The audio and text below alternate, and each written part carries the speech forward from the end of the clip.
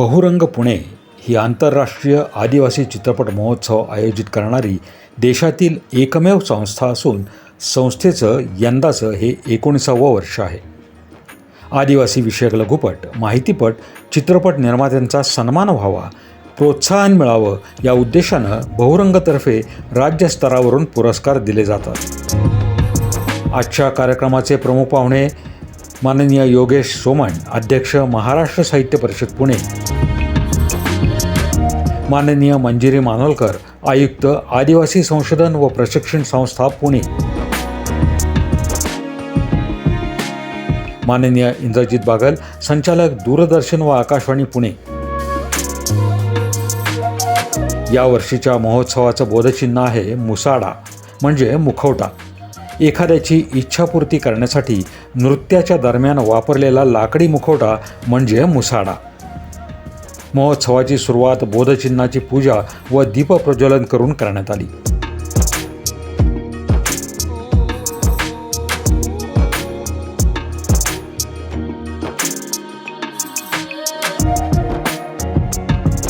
यावेळी प्रास्ताविकेत बहुरंगचे अध्यक्ष डॉक्टर कुंडलिक केदारी यांनी शासनाकडे अनेक अपेक्षा व्यक्त केल्या. आजच्या 19व्या आंतरराष्ट्रीय आदिवासी चित्रपट महोत्सवाच्या निमित्ताने उपलब्ध झालेले प्रमुख पाहुणे, सन्माननीय प्रेक्षक आणि मित्र, या कार्यक्रमाला आल्याबद्दल मी आवर्जून मनापासून तुमचं पहिल्यांदा स्वागत करतो.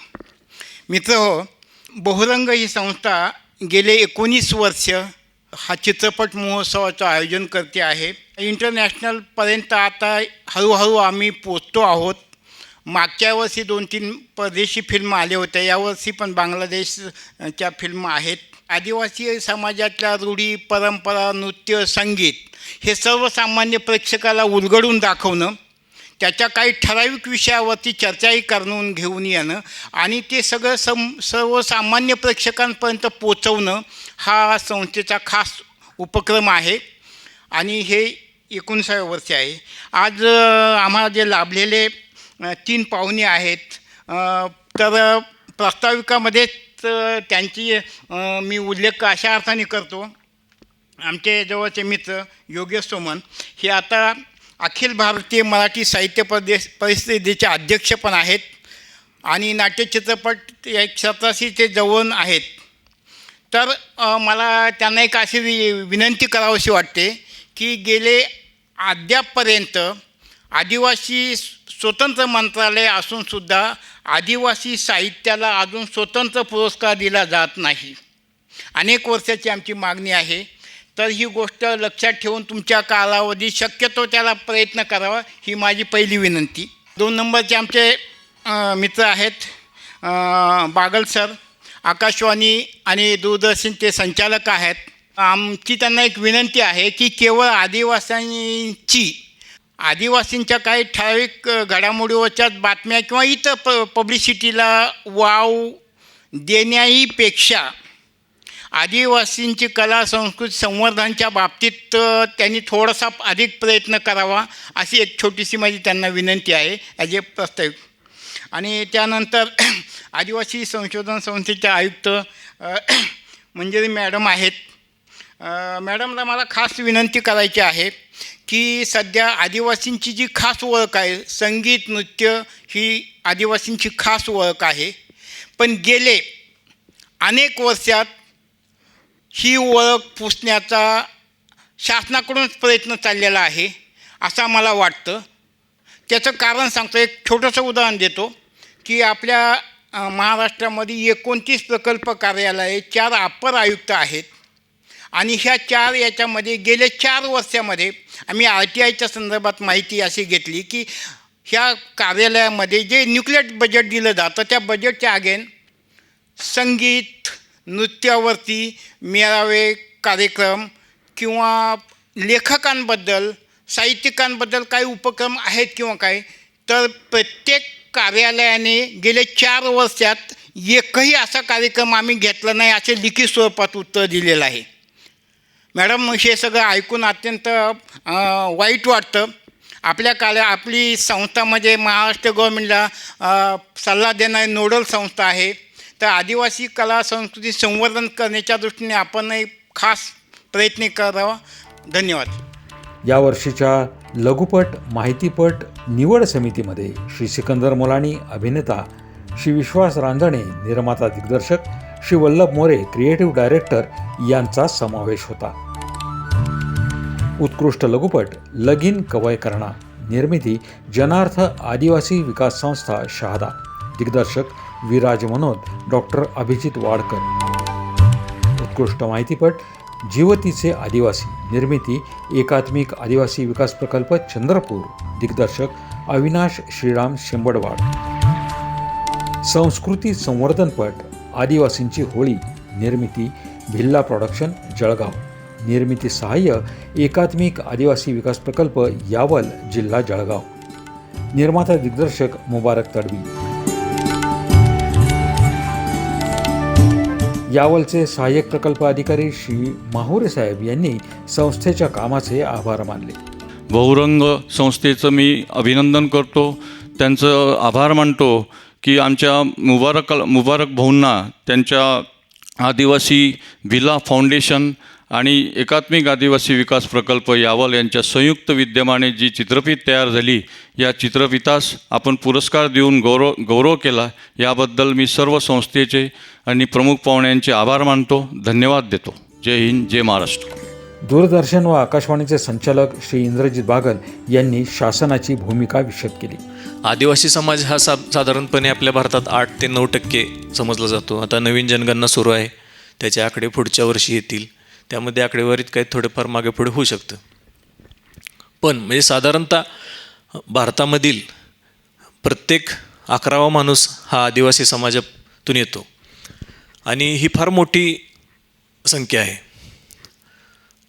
आणि अशा समाजाबद्दल आज म्हणावे तेवढी आपल्याला माहिती नसणं हे खरंच आपल्याला कुठंतरी विचार करायला भाग पाडण्यासारखी गोष्ट आहे. प्रत्यक्षात सर्वसामान्य माणसांना आदिवासींचं जीवन कसं आहे, त्यांची संस्कृती कसं आहे, त्यांचं जगणं कसं आहे हे जाणून घेण्याची खूप कुतूहल आहे, खूप उत्सुकता आहे. परंतु त्यांच्यापर्यंत ते पोहोचण्यातच कुठंतरी कमी पडतं आहे. याविषयी देखील आपण सर्वांनी विचार केला पाहिजे. आकाशवाणी आणि दूरदर्शनच्या बाबतीत जर सांगायचं झालं तर दूरदर्शनने विविध जे आदिवासी समाज आहेत त्यांच्याविषयी डॉक्युमेंटरी तयार पूर्वी केल्या होत्या, अलीकडे देखील करत असतो. आकाशवाणीवरून देखील आदिवासींच्या विविध योजना वगैरे असतील हे कार्यक्रम आम्ही करतच असतो. साहित्य असेल किंवा त्यांचे कला असेल त्या बाबतीतही कार्यक्रम होत असतात. आता कदाचित आम्ही त्यामध्ये कमी पडत असू. आत्ता केदारे सरांनी सांगितलं की आम्ही त्यामध्ये आणखीन वाढ करण्याचा देखील प्रयत्न करू आणि ते कार्यक्रम अधिकाधिक दर्जेदार कसे होतील आणि अधिकाधिक सर्वसामान्य लोकांना ते कसे आवडतील आणि लोकांच्या उत्स्फूर्त प्रतिक्रिया आमच्याकडं कशा येतील की अजून आम्हाला त्यामध्ये जाणून घ्यायची इच्छा आहे. अशा पद्धतीचे कार्यक्रम आम्ही भविष्यात निर्माण करण्याचा निश्चितपणे प्रयत्न करू. केवळ चित्रपटच नाही तर आदिवासीमध्ये चित्रकला असते, मूर्तिकला असते, अतिशय वेगवेगळ्या कला आहेत की ज्या सर्वसामान्य ठिकाणी इतर कुठं आढळत नाहीत आणि ज्या त्यांच्यासाठीच एक पेटंट स्वरूपात असल्यासारख्या आहेत, त्या देखील पुढं आल्या पाहिजेत. आपल्या भारतात खूप मोठं प्रचंड आहे देण्यासारखं, अगदी भारतातच नाही तर जागतिक पातळीवर जाण्यासारखं देखील प्रचंड आहे. पण यासाठी कुठंतरी व्यासपीठ उपलब्ध झालं पाहिजे. शासनाचे यासाठी भरपूर योजना आहेत. पण तरी पण आपण जेवढं होऊ शकेल तेवढं आम्ही तरी दूरदर्शन आणि आकाशवाणीच्या माध्यमातून त्या लोकांपर्यंत पोहोचवण्याचा जास्तीत जास्त प्रयत्न करू. आणि कुंडलिक केदारी जी गेल्या 19 वर्षांपासून आदिवासी चित्रपटांसाठी हा महोत्सव आयोजित करण्याचं काम करत आहेत. एवढं इतर ठिकाणाहून त्यांना एवढी सहाय्यता येत नसताना देखील त्यांनी ही खिंड गेल्या 19 वर्षापासून लढवली आहे आणि ते सर्व यातले ज्या काही अडीअडचणी येत आहेत त्याचा सामना करत त्यांनी हा आत्तापर्यंत प्रवास सुरू ठेवला आहे. त्याबद्दल त्यांचं जे काय आणि त्यांची संस्था, त्यांचे सर्व सहकारी यांचं जेवढं कौतुक आपण करू तेवढं कमीच आहे. नाट्य सिने कलावंत आणि महाराष्ट्र साहित्य परिषदेचे अध्यक्ष योगेश सोमण यांनी आपलं मनोगत व्यक्त केलं. पुण्यामध्ये जे असे पुरस्कार असतात ना, की जेव्हा आपण नेहमी म्हणतो की ज्येष्ठांना कायम पुरस्कार दिले जातात, पण तरुण रंगकर्मी, तरुण नाटकवाले, तरुण लेखक, तरुण आदिवासी चित्रपटकर्ते यांना खूप गरज असते त्यांच्या काम करण्याच्या वयामध्ये त्यांना ते पुरस्कार, म्हणजे एका अर्थी ती अतिशय महत्त्वाची अशी शाबासकी असते की ते असतं ना, भिवू नकोस मी तुझ्या पाठीशी आहे, तशा पद्धतीचं ते असतं की तू हे काम करत राहा, हे जरा जगा वेगळं आहे पण आम्ही तुझ्या कामाची दखल घेतो आहोत आणि आम्ही त्याला नक्की शाबासकी देतो आहे. तर कुंडलिकजींच्या बहुरंग या संस्थेतर्फे मला वाटतं 89 साली वगैरे 1989 साली त्यावेळेला जे मी काय स्पर्धातनं आणि याच्यातनं बक्षिसं मिळवत होतो, एकांकिका स्पर्धा वगैरे करत होतो, नव्याने घडत होतो, त्या माझ्या अडखळत्या पावलांना शाबासकी देऊन प्रोत्साहन देण्याचं काम कुंडलिकजींनी केलेलं आहे आणि मला नियतीने त्यांचे जाहीर आभार मानण्याची ही संधी दिली, त्याबद्दल नियतीचे मी आभार मानतो की कारण केव्हा काय कुठे ती काय त्यावेळेला ती शाबासकी किती गरजेची असते हे आपण सगळे जे आत्ता समोर धडपड करणारे आणि आज इथं धडपडत उपस्थित राहून पुरस्कार घेतलेले जे चित्रकर्मी आहेत त्या दोघांना, त्या सगळ्यांना हे जाणवत असेल की त्यावेळेला ते आज एक सर्टिफिकेट जे आपल्या हातात असतं त्याला कदाचित बाकीच्यांच्या दृष्टीने फक्त एक प्रिंटेड सर्टिफिकेटची हे असेल, पण ते स्मृतिचिन्ह आणि ते सर्टिफिकेट याची काय किंमत असते हे त्याच्या अगोदर त्या चित्रपटाच्या 10 मिनिटाच्या चित्रपटाच्या निर्मितीसाठी 2-3 महिने जे काय काम केलेलं असतं त्या सगळ्याची ती पावती असते आणि ती पावती देणाऱ्या संस्थेस आणि त्या पद्धतीने त्यांनी केलेलं काम हे लोकांसमोर आणण्यासाठी एक आयोजक संस्था म्हणून केलेलं जे काम आहे त्यासाठी कुंडलिकजी, त्यांचे सगळे आयोजक सहकारी या सगळ्यांचं अभिनंदन करावं इतकं थोडं आहे असं मला स्वतःला वाटतं. दुसरं, जसं आपण म्हणतो म्हणजे मला आता एक प्रेक्षक म्हणून असं वाटतं की जसं बागलसाहेबांनी जैत रे जैतचा उल्लेख मराठीसाठी केला तसं आत्ता एवढ्यातला एक संपूर्ण जनजीवन आदिजीवन दाखवणारा किंवा त्यातल्या वेगवेगळ्या पूजा पद्धतींपासून ते त्यांच्या अन्न, वस्त्र, निवारा या सगळ्याचं चित्ररूप दर्शन सुपरहिट केलेला सिनेमा म्हणजे कांतारा 2 आहे असं मला स्वतःला वाटतं की त्यांनी ते अख्खं वन्यजीवन असेल, आदिजीवन असेल हे आपल्यापुढे आणलं आणि अतिशय व्यावसायिक दर्जाचं ते झालं. म्हणजे थोडक्यात चांगला विषय चांगल्या पद्धतीने मांडला तर तो प्रेक्षक अतिशय चांगल्या पद्धतीने जगभरामध्ये स्वीकारलं जाऊ शकतं, कारण आपली मूळ संस्कृती ही अतिशय चित्रबद्ध, अतिशय सुंदर दृश्यरूप असलेली ती संस्कृती आहे आणि साहित्यामध्ये कदाचित वर्णनशक्ती कमी पडू शकेल, परंतु ज्या वेळेला चित्रपट हे माध्यम आपल्या हातामध्ये येतं त्यावेळेला ती अतिशय सुंदर पद्धतीने जगत असलेली नैसर्गिक पद्धतीने आपल्या लोकांसमोर आपण आणू शकतो. त्यासाठी चित्रपट हे अतिशय प्रभावी माध्यम आहे आणि त्यासाठी अशा पद्धतीचे लघुपट महोत्सव होणं. पण पहिल्यांदा तर मला अभिनंदन यासाठी करावं असं वाटतं की 19 वर्ष अशा पद्धतीने सातत्याने हा चित्रपट निर्मितीचा यज्ञ बहुरंग नावाच्या संस्थेतर्फे केला जातो आहे आणि त्याला वेळोवेळी आणि आता हळूहळू त्याला आंतरराष्ट्रीय दर्जाच्याकडनंही प्रतिसाद मिळत चाललेला आहे. मला असं वाटतं की आपल्यासाठी आपण एक व्यासपीठ तयार केलेलं आहे, ते व्यासपीठ जास्तीत जास्त लोकांनी वापरावं आणि आपल्या भारताची आदिवासी अतिशय सुंदर एका अर्थी ही चित्रलिपी आहे असं मला वाटतं, ती लोकांपुढे आपण आणतो आहोत आणि त्यासाठी हे व्यासपीठ देतो आहोत. यासाठी मी बहुरंग संस्थेचं अभिनंदन करतो. ज्यांना ज्यांना पुरस्कार मिळाले त्या सर्वांचं अभिनंदन करतो. आदिवासी संशोधन व प्रशिक्षण संस्थेच्या आयुक्त मंजिरी मानवलकर यांनी शासनाची अपेक्षा व्यक्त केली. एखादी जात, एखादी जमात हे फक्त एका वंशाच्या लोकांचा तो समूह नसतो, तर त्याच्यामध्ये त्यांचे अनेक गोष्टी, त्यांची भाषा, त्यांच्या कथा कविता असतात, त्यांचे नाच असतात, त्यांच्या रीतिरिवाज असतात, सणवार असतात, त्यांची राहण्याची एक पद्धत असते, त्यांची उपजीविकेचे वेगवेगळे साधन असतात आणि त्यांच्या त्या वस्तू असतात, आर्टिफॅक्ट ज्याला आपण म्हणतो. अशा अनेक गोष्टी असतात आणि ती जसं म्हटलं गेलं की चित्रलिपी असते, ती एक प्रकारचं it's a very visual thing आणि ते मला खूप जाणवलं.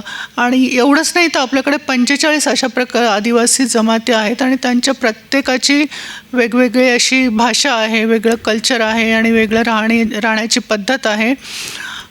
आणि ती कुठेतरी जपायला पाहिजे ह्याच उद्देशाने TRTI सारख्या संस्थांचा उद्देश असतो आणि त्याच्यासाठी त्यांचा जन्म होत असतो.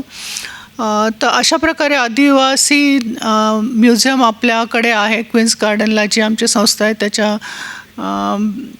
पहिल्या मजल्यावरती ते अशा प्रकारचं संग्रहालय आहे.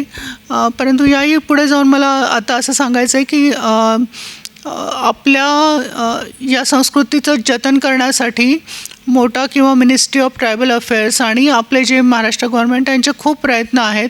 आणि ह्या प्रकारच्या छोट्या 20 ते 25 मिनटाच्या छोट्या छोट्या फिल्म्स तयार व्हाव्यात त्या कल्चरवरती, त्यांच्या नाचावरती, त्यांच्या सणावारावरती, त्यांच्या राहणीमानावरती किंवा इतर कुठलीही गोष्ट असेल तर त्या गोष्टीबद्दल अशा छोट्या छोट्या फिल्म्स तयार व्हाव्या यासाठी आमचा प्रयत्न आहे. काही कल्पना असतील, काही विचार असतील तर त्याच्यासाठी आपण कधी आम्हाला संपर्क साधू शकता आणि ते आपण बनवणार आहोत. ते आम्ही TRTIमध्ये शब्दकोश बनवतो. जे काही 45 ट्राईब्स आहेत तर त्यांचे सगळ्यांचे आपण असे शब्दकोश बनवणार आहोत. आत्ता काही बनवलेले आहेत, तयार आहेत, ते आमच्या लायब्ररीमध्ये आहेत उपलब्ध. ज्यांना विकत घ्यायचे ते सुद्धा विकत घेऊ शकतात. आणि त्याच्यामध्ये आपल्याला काही भर घालायची असेल तर ते आपण वेळोवेळी घालू शकतो, कारण हे सगळ्यांच्या प्रयत्नातून उभं राहणारी गोष्ट आहे. तर जरूर आपल्या सगळ्यांचे सहकार्य फिल्मसाठी आणि शब्दकोशांसाठी आम्हाला आवश्यक आहे. आणि त्याचप्रकारे इतरही कुठल्या प्रकारच्या आपल्या सूचना असतील तर त्या विचारात घेऊन आम्ही इथून पुढे वाटचाल करणार आहोत. आणि हे कसं सर्वसमावेशक होईल असं एक प्रकारे धोरण केवळ सरकार ठरवणार, सरकार इम्प्लिमेंट करणार आणि सगळ्या जनतेपर्यंत पोचवणार असं न होता तर जनमानसातून कसं काय वरती येईल आणि ते आमच्यापर्यंत पोचेल आणि त्याच्यातून सगळ्या प्रकारचे ध्येय धोरणं निश्चित होतील याबद्दल आमचा नेहमी प्रयत्न राहील. बहुरंगाचे सदस्य धीरज केदारी यांनी उपस्थितांचे आभार मानले. नमस्कार. बहुरंग पुणे आयोजित 19व्या आंतरराष्ट्रीय चित्रपट महोत्सवाला उपस्थित असणाऱ्या सर्व प्रेक्षकांचे मी सर्वप्रथम मनापासून धन्यवाद देतो. आणि या कार्यक्रमाचे सूत्रसंचालक श्री कृष्ण देशमुख सर यांचेही मी बहुरंगच्या वतीने मनापासून धन्यवाद देतो. उद्घाटन कार्यक्रमाच्या नंतर निवडक लघुपट माहितीपट प्रदर्शित केले.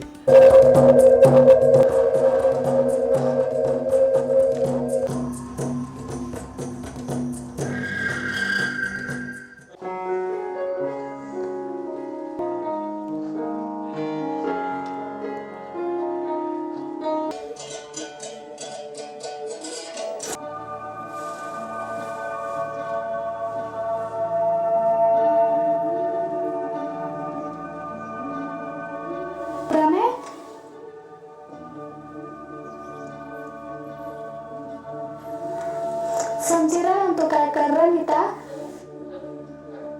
याद सर का ना डॉक्टर बहन काय आखना नीता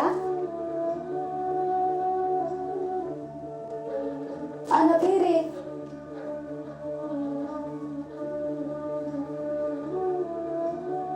हाय बोलो का तो ना बाबाला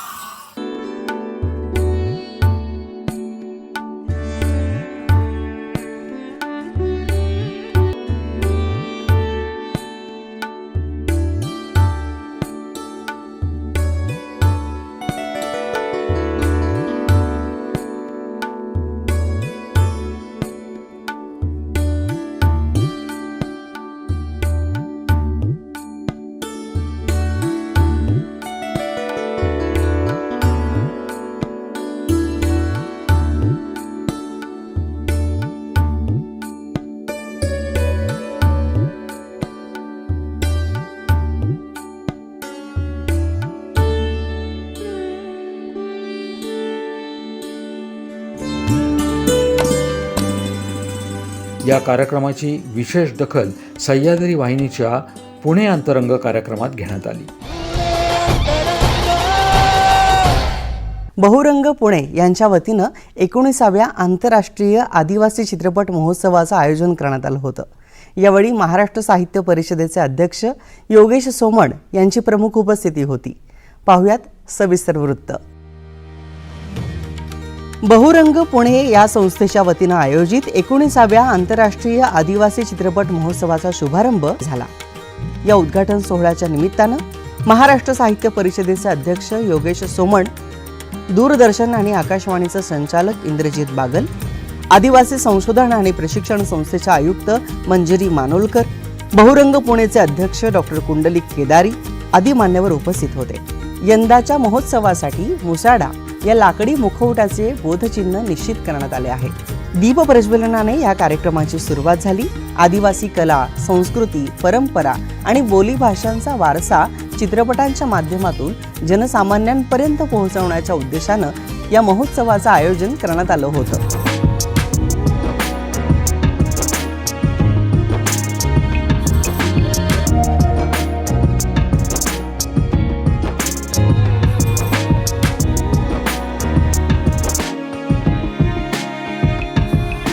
महोत्सवाचा आजचा पहिला दिवस. महोत्सवाबाबत पुणेरी वृत्तपत्र काय म्हणतात? दिनांक 5 मे 2026. दैनिक तरुण भारत पुणे. शुक्रवार व शनिवारी आंतरराष्ट्रीय आदिवासी चित्रपट महोत्सवाचं आयोजन. दैनिक लोकमत पुणे. आदिवासी चित्रपट महोत्सवाचं आयोजन. दैनिक नवराष्ट्र पुणे. 2 दिवसीय आदिवासी फिल्म फेस्टिवल रंगणार. दैनिक केसरी पुणे. आंतरराष्ट्रीय आदिवासी चित्रपट महोत्सवाचं आयोजन. दिनांक 6 मे 2026. दैनिक सकाळ पुणे. आदिवासी चित्रपट महोत्सवाचं आयोजन. दिनांक 8 मे 2026. दैनिक नवभारत पुणे. पुणे में जनजातीय फिल्म महोत्सव का आयोजन. दिनांक 10 मे 2026. दैनिक महाराष्ट्र टाइम्स पुणे. 100 बोलीभाषातील साहित्य प्रकाशित करणार. दैनिक भास्कर पुणे. 100वें साहित्य सम्मेलन में राज्य की बोलियों और भाषाओं को मिलेगा मंच. दैनिक नवराष्ट्र पुणे. आदिवासी संस्कृती संवर्धनासाठी साहित्य प्रभावी. दैनिक नवभारत पुणे. योगेश सोमन का प्रतिपादन. 100वें सम्मेलन में बोली भाषाओं के साहित्य को मिलेगा नया मंच.